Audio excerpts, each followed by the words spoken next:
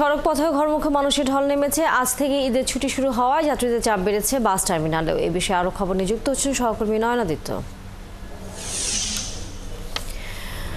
নয়ন, ঘরমুখী মানুষের চাপ বাস টার্মিনালগুলোতে আমরা তেমন সংবাদে বলছিলাম। আপনি যে বাস টার্মিনালে আছেন সেখানকার খবর জানাবেন এবং একই সাথে সময় মতো বাস ছাড়ছে কিনা এবং বাসের যে টিকিট নির্ধারিত দামের থেকে বেশি দামে বিক্রি হচ্ছে নাকি নির্ধারিত দামেই বিক্রি হচ্ছে।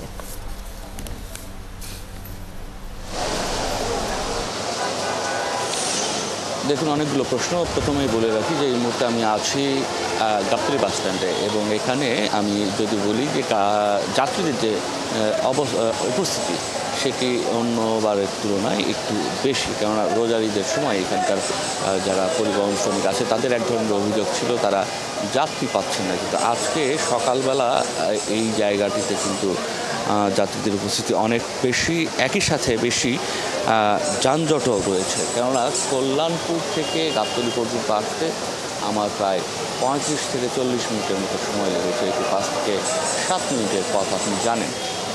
রাস্তায় যানজট রয়েছে, একই সঙ্গে বৃষ্টি শুরু হয়েছে।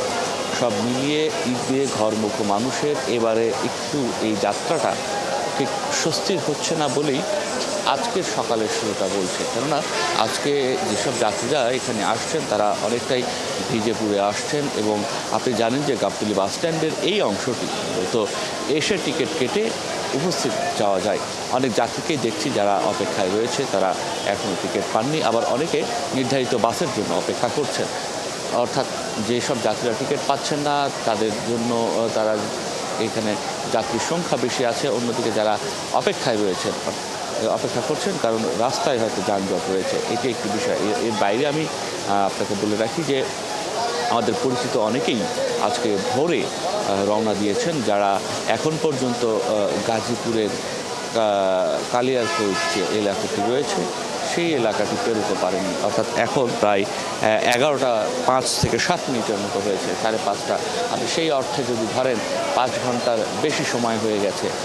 এখন পর্যন্ত গাজীপুরের যে এরিয়া সেটি পার হতে পারেনি। সঙ্গত কারণে বলা যায় যে পথে অর্থাৎ মহাসড়কেও কিন্তু যানজট রয়েছে, যাত্রী বিশেষ করে গাড়ির চাপ রয়েছে। সঙ্গত কারণেই বেশি দ্রুত গাড়ি যাওয়ার সুযোগ নেই। এখন গাজীপুরের পরের অংশটি যে মহাসড়কটি রয়েছে উত্তরবঙ্গগামী, সেই দিকের কি অবস্থা সেইটির খবর এই মুহূর্তে আমি আপনাকে দিতে পারছি না। তবে ঢাকার অভ্যন্তরীণ যে বাস টার্মিনালগুলো রয়েছে, বিশেষ করে আমি যখন এখানে আসি কল্যাণপুর বাস কাউন্টার যেগুলো আছে সেখানে দেখছি প্রচুর যাত্রী সেখানে অপেক্ষমান রয়েছেন। একই সঙ্গে গাবতলী থেকে যেসব দূরপাল্লার